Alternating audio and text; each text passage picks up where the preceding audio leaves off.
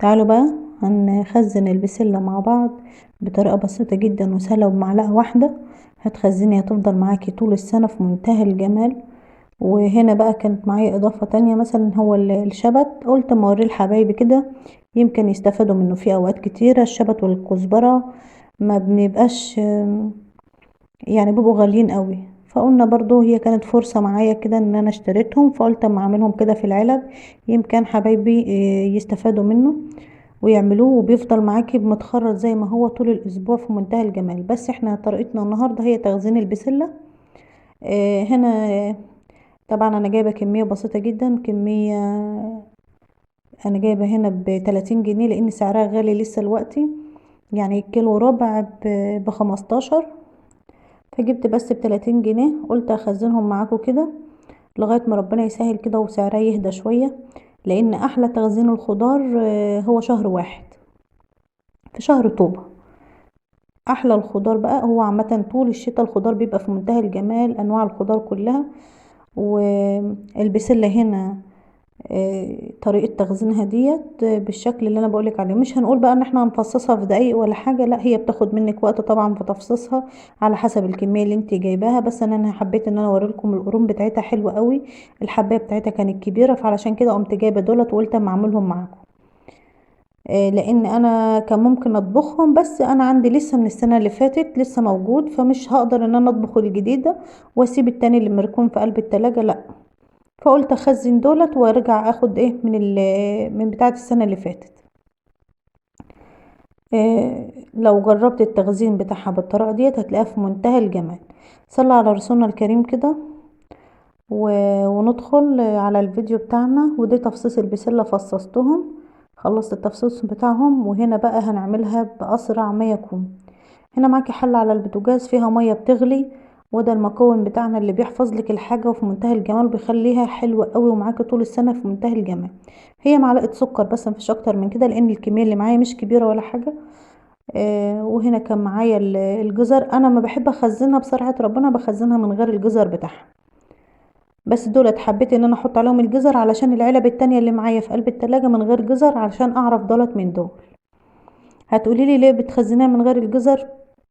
انا بحب ان انا الجزر برضو هديله سلقة، وبحطه في علب لوحده والبسلة لوحدها، لان ساعات ببقى محتاجة بسلة لوحدها وساعات ببقى محتاجة جزر لوحده في اكلات تانية وفي وصفات تانية.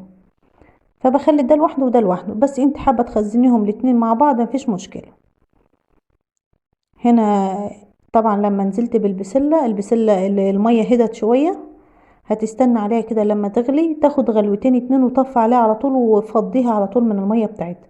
طبعا احنا كنا غاسلين البسلة اول ما فصصناها، ونزلت على طول زي ما انتوا شفتوا كده الطريقة قدام منكم. بصي اي كمية بقى معاكي خزنها بنفس الطريقة، هتفضل معاكي طول السنة في منتهى الجمال. لان انا كنت غلطت غلطة، طبعا كلنا بنغلط كلنا بنتعلم. كنت غلطت غلطة في الاول، كنت بجيبها وافصصها واخزنها كده في اكياس على طول. لما بتغيب معاكي بتلاقيها بتمرر. ده عن تجربة انا جربتها، وبتترمي في الاخر لانك ما بتعرفيش تستخدميها لان بيبقى لها ريحة وبتمرر. انما لما جربت الطريقه ديت بقالي كام سنه مجرباها، من ساعه ما جربتها وانا ما ببطلهاش. هنا ما هتقولي لي ما حطيتيش ملح ليه؟ لان انا الملح يعني ايه، بيقلل سوى الحاجه شويه، فانت بتكتفي بالسكر. السكر ماده حافظه وبيخليها معاكي حلوه، وبتفضل في منتهى الجمال. معاكي ميه سقعانه تكون ساقعه، لو فيها تلج عادي مفيش مشكله، بس انا ما كانش عندي تلج. على طول بتنزلي فيها، اول ما بتبرد معاكي بتقوم راح حطها في مصفى كده وتسيبها تصفى خالص من ميتها. يعني انا حطيت عليها ميه سقعانه، حطيتها في ميه سقعانه بردت وشلتها سبتها في المصفى شويه لغايه ما صفت. وتبتدي بقى تعبيها زي ما انت حابه، في علب، في اطباق، في اكياس، اللي انت حابه. انا بفضل العلب شويه ليه؟ لان لما بيكون عندي مساحه، بفضل العلب لما بيكون عندي مساحه. ما عنديش مساحه بخزن في اكياس التلاجة البيضاء العاديه. انما الاطباق الفويل ما بحبش اخزن فيها بصراحه. كنت خزنت فيها مره، بس لما بتشد عليها ورق الاسترتش وكده بيفك منك كل ما بتيجي تشيلي طبق ولا حاجه، عايزه تلفي مرتين 3 وكده. حابه تخزني في اي حاجه هتعجبك خزني فيها. هنا كان الشكل قدامكم اهوتي زي ما انتوا شايفين، شكلها كده بيتكلم عن نفسها. نرجع بقى للخضار بتاعنا. انا كان هنا معايا شويه خضار، شبت شبت وكزبره. ببتدي امسكهم اغسلهم حلو قوي، بتنقيهم كده بتنضفيهم من اي حاجه وبتغسليهم حلو قوي، وبتنشفيهم في النشافه، بتشطفي النشافه بتاعتك وبتنشفيهم فيها، لان انت لو سبتيهم على فوطه هياخدوا منك وقت طويل قوي. انما مجرد انك بتنشفيهم في النشافه على طول، بتبتدي ان انت تقطعي على طول فيهم، لان هما بيبقوا طالعين ناشفين. هنا انا باخد الاولانيين دولت بقطعهم، اللي هي العنق الاولانيه دي ببتدي ان انا اقطعها، ما برمهاش، وبحطها في قلب علبه كده وابقى عارفاها لوحدها، بستخدمها للسمك، لتحديقة السمك بصراحه. وتبتدي بقى ان انت تقطعي الشبت والكزبره بتاعك كده على بعضه، وتخزنيهم برضو في اكياس، في علب اللي انت حابه تخزني فيه والمتاح عندك. في اوقات كتيره علشان كنا نعمل كرنبايه صغيره كده، كنت تقعدي تدوخي على الشبت والكزبره ما بتلاقيهاش، ويبقى سعرها يعني نار، يعني علشان كنت تعملي كرنبايه ممكن تجيبي ب10 جنيه شبت ويبقى حاجه بسيطه كده. يمكن انتوا كنتوا يعني فاكرين شويه الايام دي. فهنا اساسا انا ما كنتش ناويه عليهم، بس هم جم قدام مني كده فجبتهم، ودول كنت جايباهم ب5 جنيه، ففرصه يعني كميه حلوه، فقمت جايباهم وقمت غسلاهم وقمت عاملاهم على طول، ما بيحصلوش اي حاجه وبيبقى في منتهى الجمال. هتملي منه علبه كده، بس العلبه اللي انت هتحفظيها في التلاجة من تحت لازم تحطي فيها مناديل مطبخ، يفضل معاكي في منتهى الجمال. هو ناشف في ايديا اساسا، يعني انا بشيله بايديا كده ناشف. يا رب يكون شكله واضح قدام منكم. يعني انا حاولت المره دي كده ان انا اصور بره علشان خاطر يبقى اللون واضح كده معايا.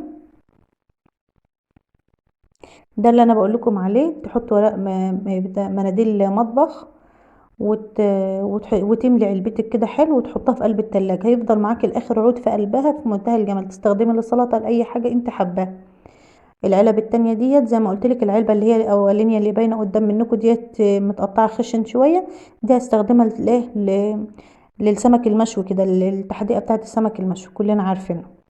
والعلب التانية دي استخدمها بقى في اي حاجة انا عايزاها، للمحاشي، للسمك المقلي، لاي حاجة انا حباها هستخدمها دي. طريقة حلوة وبسيطة وسهلة، ويا رب تفيد بيها. يعني كلنا احنا عارفين الطرق ديت، بس انا بتكلم على اساس ان في بنوتات لسه صغيرة، لسه داخلة على الجواز، الحاجات دي بتوفر معاكي كتير، بتوفر وقت ومجهود، وبتوفر حاجات حلوة قوي. يعني بتبقى في قلب بيتك موجودة في اي وقت انت حابة تعملي، بالليل بالنهار، في اي وقت بتعملي حاجتك بتبقى متاحة عندك. شكل البسلة حلو قوي، شكلها جميل، والبسلة السنة دي كده بين، يعني ديت اول ما جايب السنة ديت في البسلة، شكلها كده هي هتبقى حلوة السنة دي.